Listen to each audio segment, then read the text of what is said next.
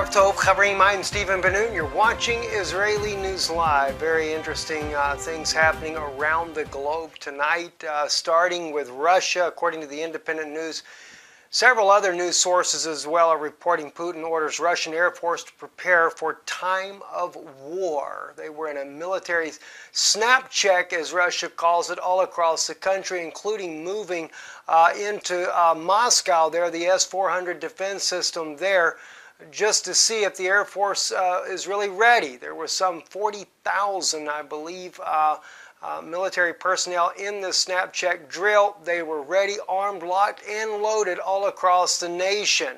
And of course, this is happening more and more around Russia because Russia, no doubt, is starting really to feel the heat by NATO surrounding on every side of their country, and it is continually raising the provocation level. Of course, NATO claims that they're doing it because they call Russia the aggressive force and claim that Russia is the one that is provoking the conflict in Ukraine against Petro Poroshenko. And yet at the same time, Kiev's own state's attorney official found a document that stated that former President Yanukovych had requested Russia as an invitation to come in to help his nation because he feared they would fall into civil war. And if that be the case, which we've seen the document, shared it here on Israeli News Live as well, if it is an authentic document, then it kind of sheds new light on Russia's presence inside of eastern Ukraine or even in Crimea for that matter. Another interesting interview that came out that we listened to earlier today, Amin Pour on CNN was interviewing Le Pen, who is running for Prime Minister or President of France right now. Though from what we understand, she's not doing so well in the polls, but nonetheless, she was also calling for the lifting of sanctions on Russia and claims that Crimea has always been a part of Russia. And historically, she's correct on that. But Amin Pour did not want to really give her the opportunity to really respond without interrupting her. Kind of reminded me of a witch hunt, if you ask me. Seems like Amin Pour had already gone in with a fixed opinion on the interview, was just there to kind of slam the presidential hopeful candidate, Le Pen, to begin with. Anyway, just kind of a thought we'd share with you there. Moving on as well, like I said, Russia doing all of the drills here, but NATO also not slowing down a single bit with moving things around as well. And in the latest movement for the Atlantic Resolve, NATO is now moving U.S. military tanks down to Romania. Again, that is part of making sure keeping Russia in check on the southern side of Ukraine if in the event there becomes an escalation of violence beyond that what the separatists are able to deal with, and Russia decides to come to the aid of their own ethnic Russian people to back them. That could very well spiral out of control. I wanted to share a little bit with you here on Twitter here. If you just put in Atlantic Resolve, we have here U.S. Army 120 millimeter round is fired from M1A2 tank there. That's in Poland. That's happening there. We see that the U.S. Polish tanks side by side in Zagan. We see the 1st Battalion, 68th Armored Regiment test firing at a range in Poland near Zagan again. We have let's see, that's Polish as well. We have a lot of different troop movement going on, though. If you just put in Atlantic Resolve here, we see Estonia, U.S. soldiers, M2A3 Bradley fighting vehicles, and M1A2 Abram tanks arrived in to support the Atlantic Resolve. You can just go through here, and it's just everywhere on Russia's border. More and more troops, more and more equipment. We see the buildup also in Norway. And it's not slowing down. And I was really myself hoping that once President Trump got into office, we might see some of this back down and that we might avert a war. But the more I watch things as they're progressing here, the more concern I have that it's not going to slow down. Also, we hear in another article here, President Putin is disagreeing with Trump on labeling Iran the #1 terrorist state. I know even Israel feels that Iran is the #1 terrorist threat that they face as well. And it really comes down to a Sunni-Shiite divide. And that's what's interesting.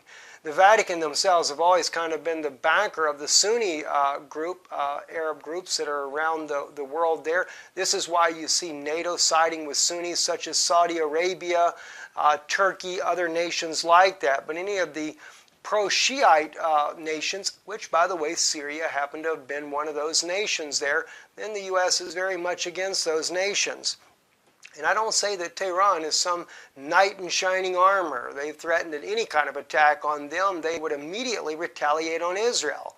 Well, whatever's come to standing up for your own self-defense there. If the United States attacks Iran, then why doesn't Iran fight the battle with the United States? And no doubt, if that did come to that, it could drag Russia into the conflict as well, because Iran and Russia do carry very close ties.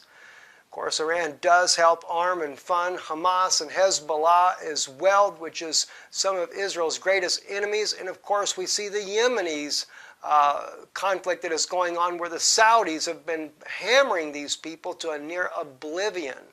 In fact, one of the greatest humanitarian crises in the world today happens to be in Yemen, where children literally are starving to death.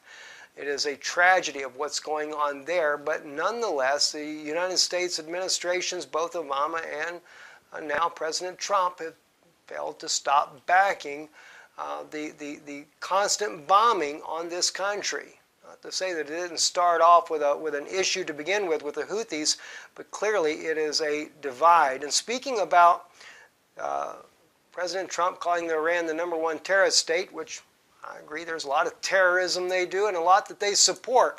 But did he forget about Turkey and Saudi Arabia as well? This article here from 2015, Turkey and Saudi Arabia alarmed the West by backing Islamic extremists the Americans had bombed in Syria. I didn't think it surprised President Barack Hussein Obama at all. In fact, I'm sure he was right along there with them funding it, but just had to look good more for the American public that, oh my gosh, can't believe they're supporting these terrorists, which we find out from Eren Erdem, the parliament member of Turkey that exposed Erdogan's involvement in smuggling in the sarin gas to use on the Syrian population, only to blame it on Bashar al-Assad. In fact, probably if there's any leader there in the Middle East, it was probably the decent leader of all these leaders in the Middle East. I would have had to put my money on President Bashar al-Assad. And the reason I say that is because he was the one president that was tolerant to both Christians, Muslims, and Jews, and as well as Sunni and Shias. It's the only country in the Middle East that I am aware of that actually were able to coexist together, much like what we see in the United States. Of course, those that did coexist together would tell you there wasn't much freedom of expression as far as like in journalism. You still were limited on what you could say, but at least they could get along with their neighbors. Well, couldn't have that. Hussein Obama there, former president of the United States, President Barack Hussein Obama, decided to end all of that. Anyway, moving on as well, and speaking about the situation with Iran, President Trump has wasted no time with working together with England and France, sending in 17 U.S. and allied warships there in the Arabian Gulf. Of course, they say it was not to show their muscle to the Iranian groups there, but clearly it was an indication to Iran, we are here, we are ready, and as they speak about the Atlantic Resolve, they are resolved. If it takes a war, they're going to do a war. That kind of reminds me of another issue as well. I figured I'd share with you tonight on Czech television and the Czech news there. They were sharing, the Czech TV had actually interviewed Henry Kissinger. One of the things that was interesting, of course, Henry Kissinger was speaking English, and so was the interviewer, but they were overriding it with the translations, verbal translations in Czech there.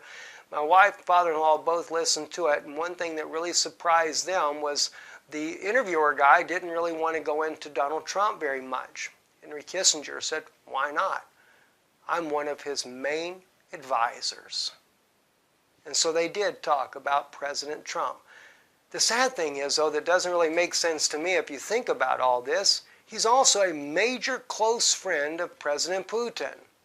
Goes to his own private resort.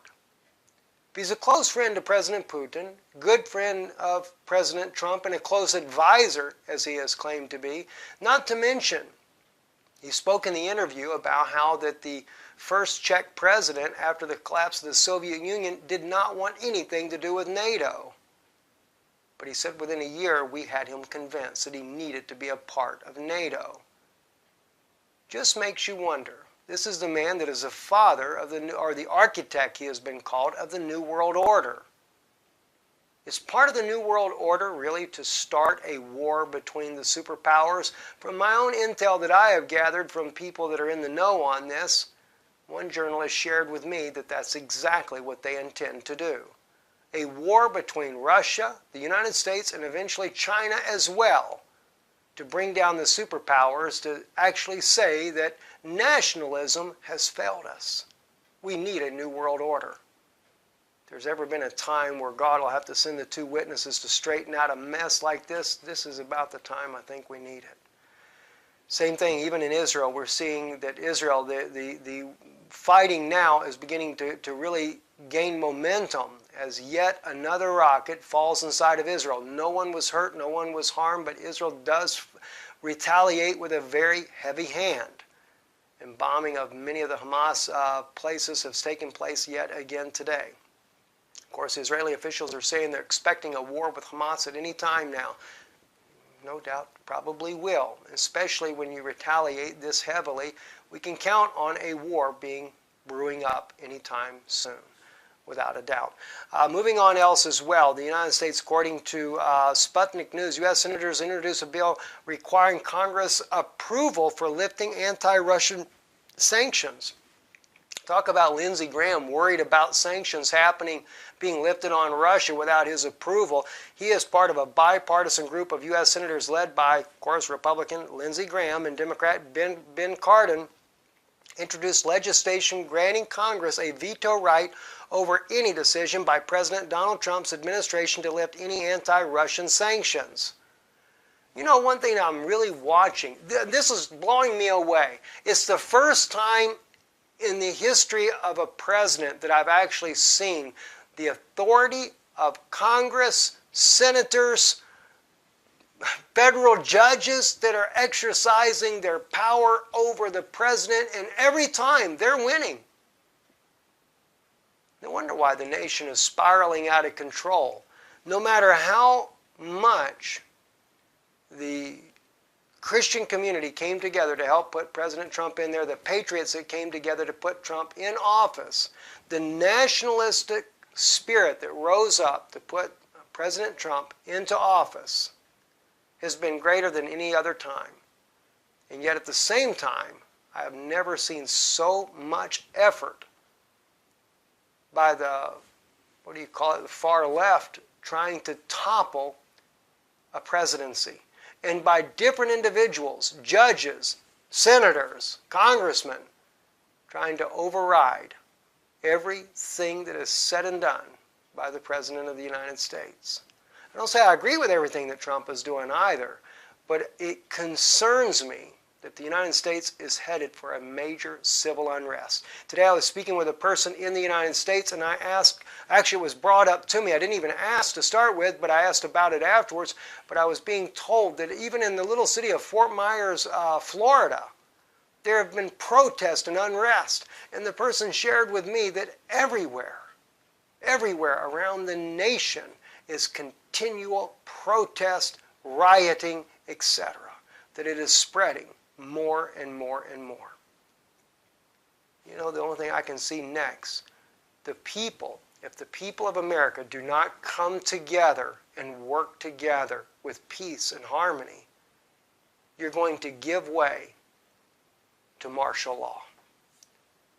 And I don't see any other way around it. And the sad thing is people like George Soros no doubt wants that. You know, it's kind of interesting. You ever think about that? I'm sure many people have already put this together. George Soros, what did Yeshua say after you see the wars and rumors of wars? He said, these are the beginning of sorrows.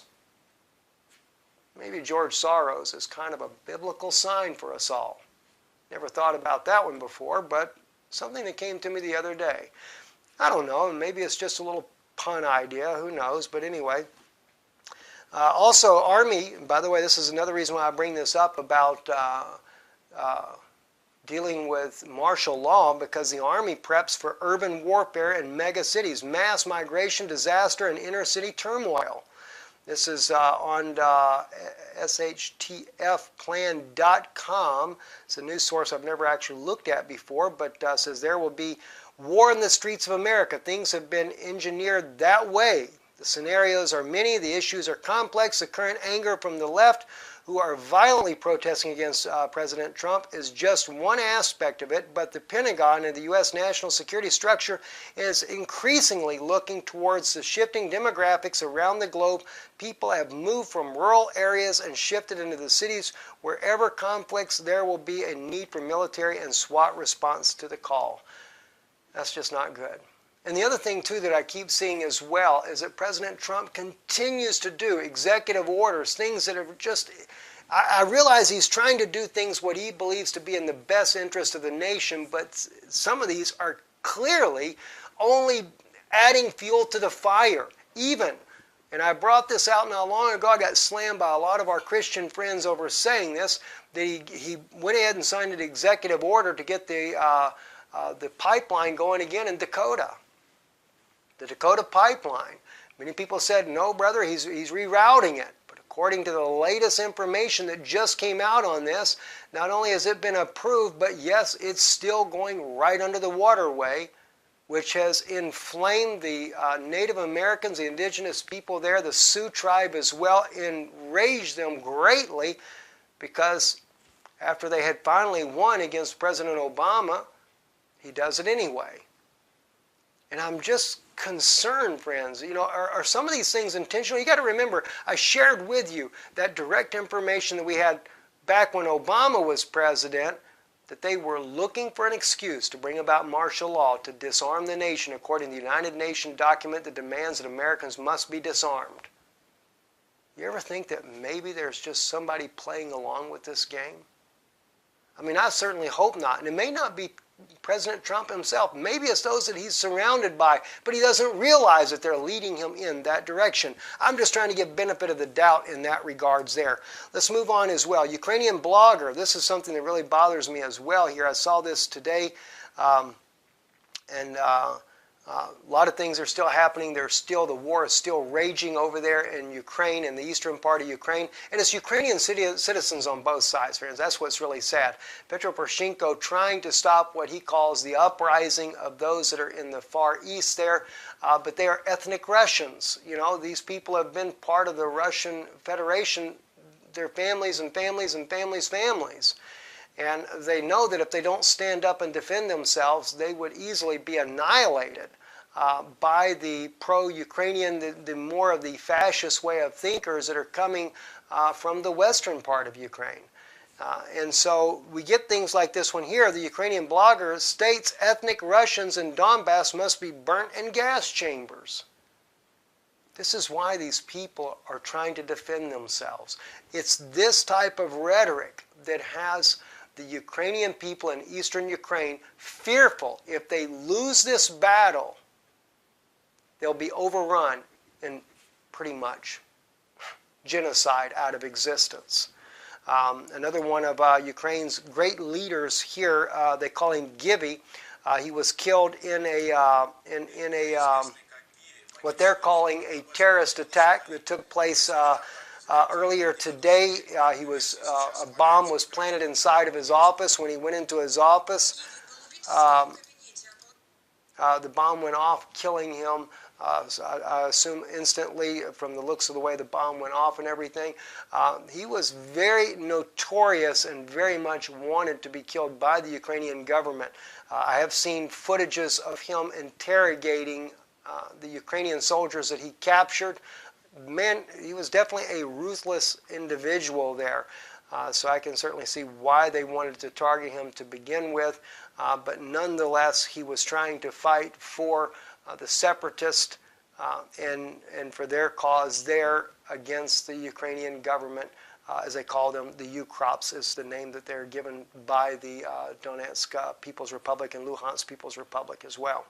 So there's been a lot of assassination. That's the third assassination by the Ukrainian government thus far. And some way or another, they are very successful with being able to get in and plant these bombs there. There's no doubt they have some very close connections, even inside, behind enemy lines, so to speak. The people, though, that were interviewed here clearly, though, stood for the Ukrainian people in eastern Ukraine there and for the separatists, and believe that it only strengthens their resolve to fight and defend their lives even the more. And no doubt that may be the case there. Massive explosion rocks chemical plant in eastern China. That just came out as we were getting our report together there. And what a plume that went up from that plant there, even higher than the sun as far as, not technically that way, but just reminded me so much of a nuclear explosion going off, almost the way the plume went up there like that. I have not followed up on this to see just how serious it has become. At the first breaking of this, they had no death toll as of yet, but no doubt there will be a death toll involved in that. And of course, again, as we mentioned earlier, these type homemade rockets are being fired into Israel sporadically from Hamas inside of Gaza, or at least the Israeli authorities. Prime Minister Netanyahu is claiming that Hamas is the one that they're holding responsible regardless for who is firing the rockets inside of Israel.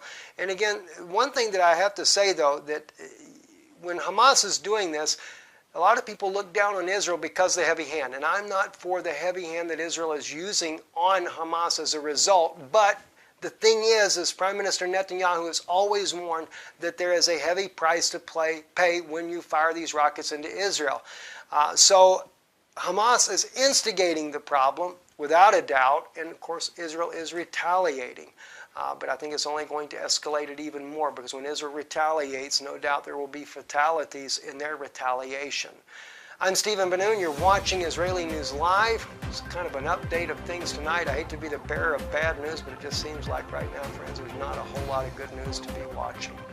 I guess if we want to really see good news, let's go out to nature and visit nature and watch the wildlife where they can live in peace and freedom. I'm Stephen Benoon. You're watching Israeli News Live.